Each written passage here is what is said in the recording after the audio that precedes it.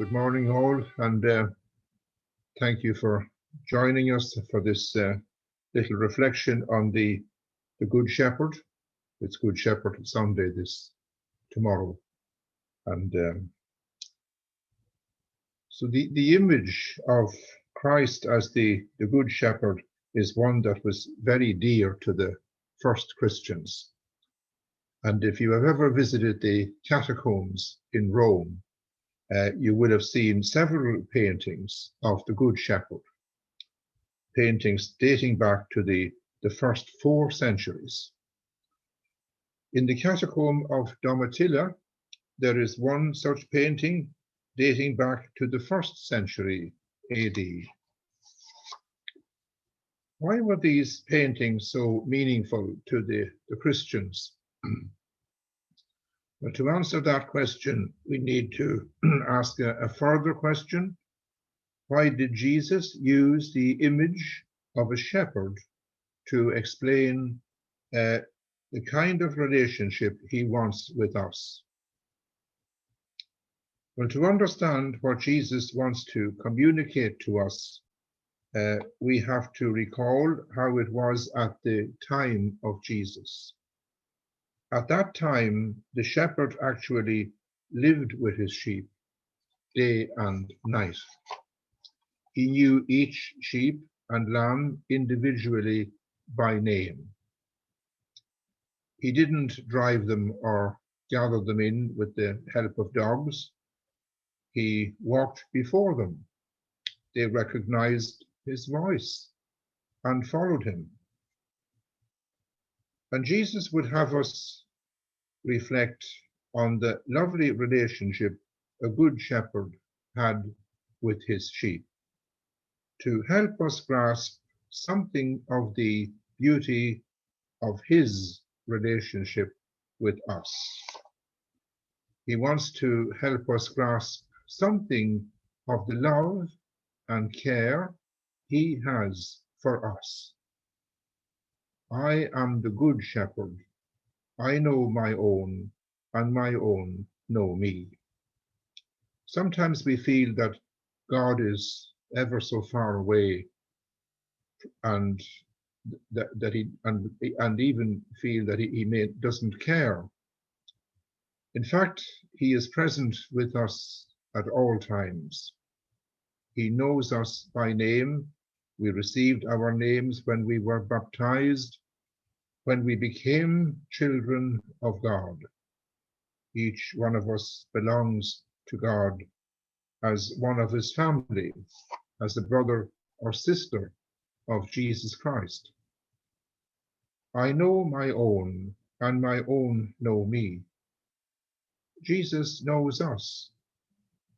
Do we know him? Or how well do we know him? There is no reason why we can't get to know him or get to know him better. He reveals himself to us on every page of the gospel. But of course, we cannot get to know him unless we spend time with him, just as we cannot get to know anyone unless we spend time with them. And then Jesus goes on to say something extraordinary. I lay down my life for my sheep. At the time of Jesus, a good shepherd never abandoned his sheep. He would never abandon them when they were in danger. He would risk his life to save them from the attacks of wild animals or thieves. He had a heart for his sheep. Jesus uses the image of a good shepherd to tell us how much he loves us and would never abandon us. He is with us always and protects us in every danger. In fact, he has given his life for us to save us. This is the kind of relationship Jesus has with us and wants to have with us. And it's surely something that gives us great joy, should encourage us to respond to him and enter ever more fully and wholeheartedly into his relationship with him. Jesus is the Good Shepherd. He is first of all a good shepherd to us and for us. But he also calls us to be good shepherds with him. He called Peter, "Feed my lambs, look after my sheep, feed my sheep." And today, Jesus calls the successor of Peter, our Holy Father, the Pope, to shepherd the whole church. He calls the bishops, priests, and deacons, and all in the consecrated life to be good shepherds. And so Good Shepherd Sunday is the day when we are asked to pray for vocations to the priesthood and the consecrated life. But Jesus calls all of us to be good shepherds with him and for him. He calls parents to be good shepherds to their children. He calls teachers to be good shepherds to their pupils. A friend can often be a good shepherd to a friend. A godparent at baptism is called to be a good shepherd to their godchild. A sponsor at confirmation is called to be a good shepherd to the young person being confirmed. This is something that doesn't or shouldn't end on the day of baptism or confirmation. For all of us, it is important to see and keep in mind how Jesus is a shepherd and discover how we should be shepherds. Like Jesus, we must have a heart that is caring for those for whom we have taken responsibility. Like Jesus, we must know them. We must take time to listen to them, try to understand them, and discover their real needs.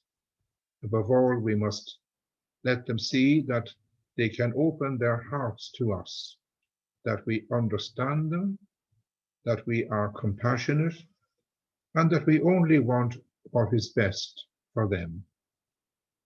Being a godparent, being a sponsor, is essentially sharing the love of Jesus for them. So, God bless. Have a nice weekend. Take care. Hello, everyone. I just want to say a word of heartfelt thanks for all your sympathy over the death of dear Father John and the masses that you've asked to be offered for him. Deeply appreciated. Thank you very, very much. We're having to wait a while for his funeral. It's going to be on the 7th of May. That's a week on Friday.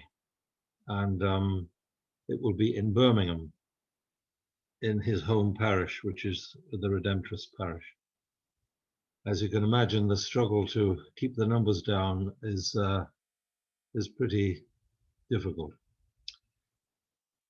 But thank you. It does mean a lot, a great deal, to have your sympathy and your support and your prayers. Otherwise, the only thing to mention is the Saturday morning scripture session. All I can say is that this morning we had another very enriching 45 minutes. I do recommend it to others. It's not a closed shop. Anyone is welcome to join in. As I said at the beginning, you don't have to have a knowledge of Greek or Hebrew or anything.